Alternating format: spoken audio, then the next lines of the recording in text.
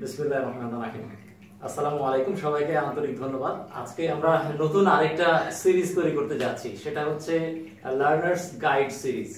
তো এই গাইডের প্রথম পর্ব আমি আসলে শুরু করতে যাচ্ছি অ্যাকুয়ারিয়ামের ট্যাঙ্ক। অনেকেই এটাকে অ্যাকুয়ারিয়াম বলেন, but this is basically the tank. পুরো সেটআপ সহকারে we may call it aquarium, but এটা খালি যে বাক্স we call it tank.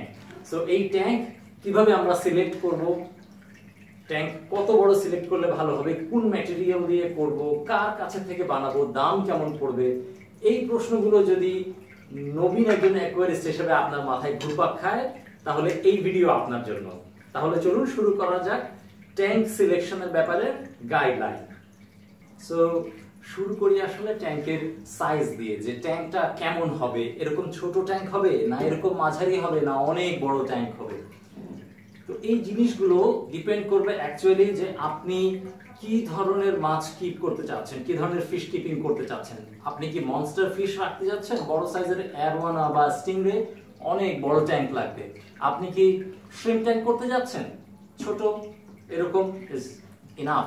So এটা আসলে ডিপেন্ড করবে যে আপনি কি ধরনের মাছ আপনার ট্যাঙ্কে রাখবেন, আপনার প্ল্যানিংটা কি, সেটার উপরে ডিপেন্ড করবে যে আপনার ট্যাঙ্কের সাইজ আসলে কত বড় হওয়া উচিত, সেই ফ্যাক্টরটা। তো যেহেতু আপনি আমার ভিডিও দেখছেন, আমি ধরে নিচ্ছি যে আপনি হবিতে নতুন অথবা হবিতে আসতে চাইছেন, তথ্য সংগ্রহ করছেন। তো আমি সবাইকে রেকমেন্ড করব যারা নবীন এই হবিতে আসতে চাচ্ছেন, খুব ছোট এরকম একটা ট্যাঙ্ক দিয়ে শুরু করা কখনোই বুদ্ধিমানের কাজ হবে না, কারণ ছোট ট্যাঙ্কগুলো মেইনটেইন করা একটু ডিফিকাল্ট হয়। ছোট ট্যাঙ্কে যেহেতু ওয়াটার ভলিউম ছোট, কাজেই ওয়াটার প্যারামিটারগুলো খুব তাড়াতাড়ি চেঞ্জ হয়ে যায়, হঠাৎ করে একদিন ট্যাঙ্ক ক্রাশ করতে পারে। সেটার চাইতে বরং একটু বড় ট্যাঙ্ক বা এ ধরনের একটা মাঝারি ট্যাঙ্ক যদি হয়, এ ধরনের ট্যাঙ্ক অনেকটা ফরগিভিং হয়। আমাদের ছোটখাটো ভুল ট্যাঙ্কের ভলিউমের অনেক পানির যে ভলিউম আছে, সেই ভলিউমের কারণে হয়তো বা সেটা কম্পেনসেট হয়ে যাবে। কাজেই আমরা যারা নতুন হবিতে আসছি, আমি তাদেরকে সাজেস্ট করব ছোট ট্যাঙ্ক, এরকম 1 ফিট কিউব ট্যাঙ্কে না গিয়ে বরং একটু বড় সাইজের ট্যাঙ্কে আসতে। আবার আমি একই সাথে খুব বড় একটা ট্যাঙ্ক নিয়ে নিলাম, সেটাতেও আসলে আমি একটু ডিসএগ্রি করব, বিকজ ট্যাঙ্কের সাইজ যখন অনেক বড় হয়ে যাবে, তার সাথে আদার অ্যাক্সেসরিজ যেমন ফিল্টার, লাইটিং, যদি প্ল্যান্টেড ট্যাঙ্ক করতে চান, অ্যাকোয়া সয়েল, সো সবকিছু অনেক বেশি পরিমাণে লাগবে। আর আপনি যেহেতু ফার্স্ট টাইম আসছেন, ইট মে অলসো হ্যাপেন যে আপনি হবিতে ইন্টারেস্টেড ফিল করলেন না, আপনি ব্যস্ত হয়ে গেলেন, you have to leave the hobby. তো বেশ বড় একটা টাকার ইনভেস্টমেন্ট আপনার আটকে যাবে। সো রাদার আমি বলবো যে একটা মাঝারি সাইজের ট্যাঙ্ক দিয়ে rather let's get started. Initially কিছু সাকসেস গেইন করেন, তারপরে this hobby will drag you to the next stage. কাজেই অ্যাজ এ নভিস আমি আপনাদেরকে সাজেস্ট করব ট্যাঙ্ক শুরু করা উচিত একটু মাঝারি সাইজের tank, not less than 2 feet. আমার এই ট্যাঙ্কটাকে আপনারা দেখতে পাচ্ছেন, এটার সাইজ লেন্থ ওয়াইজ যদি ধরি তাহলে 2 ফিট, হাইট আছে 1 ফিট এবং চওড়াতেও 1 feet. Though it is not a very standard tank, but I started with this tank. আপনি যদি আমাকে জিজ্ঞেস করেন, if you ask my recommendation, আমি আপনাকে রেকমেন্ড করব যে একটা ট্যাঙ্ক অ্যাটলিস্ট 2 ফিট, হাইটে 15 ইঞ্চি, চওড়াতেও 15 ইঞ্চি নিলে পারে ভালো হয়। অনেক সময় দেখা যায় যে অনেকেই ট্যাঙ্ক লম্বায় অনেক বড় নেন, লেন্থে অনেক বড় নেন, কিন্তু এই ডেপথ বরাবর অর্থাৎ উইডথ বরাবর, এই বরাবরে অত্যন্ত কম নেন। অনেককে দেখা যায় যে 1 ফিট নিয়েছেন, এদিকে লম্বায় চলে গেছেন 3 ফিট। সো এই ধরনের ট্যাঙ্কে আসলে উইডথ যত বেশি হবে একটা ট্যাঙ্কের, ডেপথ ক্রিয়েট করাটা আপনার জন্য অনেক ইজি হয়। আপনার যদি উইডথ কম হয় একটা ট্যাঙ্কের, তাহলে এই ট্যাঙ্কে আপনি স্কেপিং যখন করবেন তখন দেখবেন যে আপনার ডেপথকে ফুটিয়ে তোলা ডিফিকাল্ট হচ্ছে। কাজেই ট্যাঙ্কের আকৃতি সিলেকশনের জন্য আমি সাজেস্ট করব যে লেন্থ যেটা নেবেন ক্লোজলি তার হাফ আসলে উইডথ নেওয়া উচিত টেন্টেটিভলি। যদি আপনাদের back of the mind planted tank করার ইচ্ছা থাকে, তাহলে হাইট আমার মনে হয় 15 ইঞ্চ রাখাটা বুদ্ধিমানের কাজ হবে, কারণ আমরা সাধারণত ডিআইওয়াই লাইটগুলো ইউজ করে থাকি, যে লাইটগুলো খুব বেশি এফিশিয়েন্ট না কমার্শিয়াল লাইটগুলোর মতো। কাজে এই লাইটগুলো আপনি যদি অ্যারাউন্ড 2 ফিট ওয়াটার কলাম দিয়ে দেন, তাহলে এই পানির কলাম ভেদ করে এই নিচে গিয়ে কার্পেটিং প্ল্যান্টকে সাফিসিয়েন্ট আলো দেওয়াটা হয়তোবা সেই লাইটের জন্য অনেক চ্যালেঞ্জিং হয়ে যাবে। কাজেই আমি বলবো আপনার যদি প্ল্যান্টেড ট্যাঙ্ক করার কোনো চিন্তাধারা মনের মধ্যে থেকে থাকে তাহলে বেটার হবে হাইটটাকে 15 ইঞ্চি এট বেস্ট 18 ইঞ্চ তার উপরে না যাওয়া। আমি সাজেস্ট করব 2 ফিট বা 2.5 ফিট লেন্থের একটা ট্যাঙ্ক, ডেপথে 18 ইঞ্চ হলে ভালো হয় আর উচ্চতায় 15 inch. That is my recommendation রাফলি, that is not the Bible definitely sure, but এটা ইউ মে ফলো।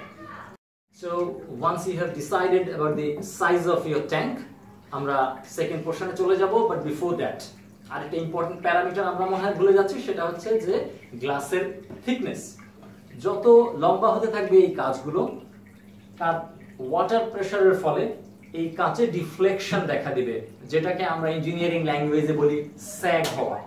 তো এই স্যাগের কারণে যদি থিকনেস প্রপার না থাকে তো বেশ বড় একটা ডিফ্লেকশন হবে। আপনারা জানেন যে কাঁচ রিজিড ম্যাটেরিয়াল, নন ইলাস্টিক, খুব সহজে ভেঙে আপনার পুরো ট্যাঙ্কের পানি বাসায় চলে আসবে, which we don't want। কাজেই আমরা রেকমেন্ড করি যে আপনার কাঁচের দৈর্ঘ্যের সাথে সামঞ্জস্যপূর্ণ থিকনেসের কাঁচ দিয়ে ট্যাঙ্ক তৈরি করা।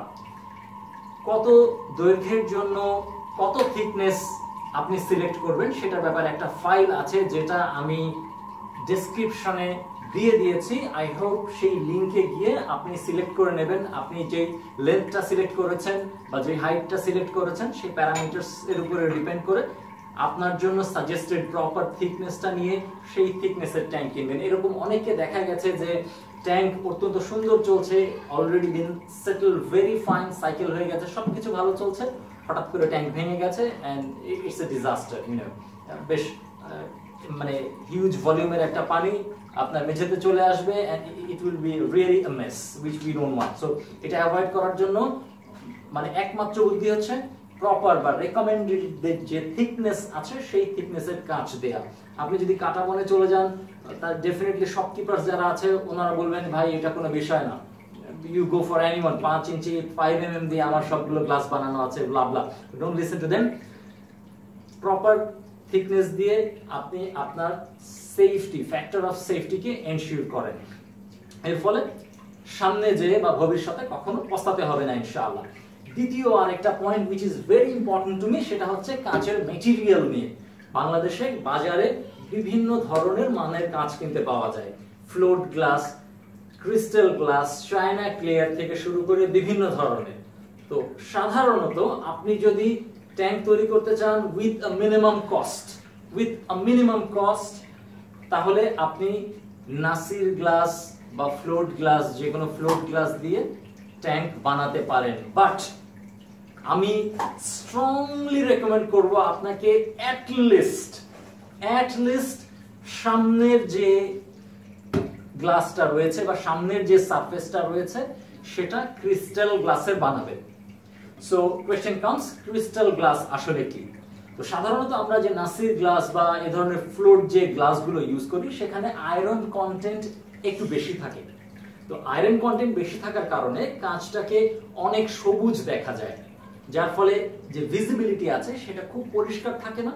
এট দি সেম টাইম আমাদের দেশে তৈরি করা নরমাল যে ফ্লোট গ্লাস, সেই গ্লাসগুলোতে আপনি খেয়াল করে দেখবেন যে তার মধ্যে অনেক আনডিভিয়েশন থাকে, এর মধ্যে দেখবেন অনেক রিপলস থাকে। আপনি তাকালেই বুঝতে পারবেন কাচের মধ্যে দিয়ে যে সেখানে অনেক রিপলস আছে, ছবিটা ক্লিয়ার আপনার কাছে আসছে না।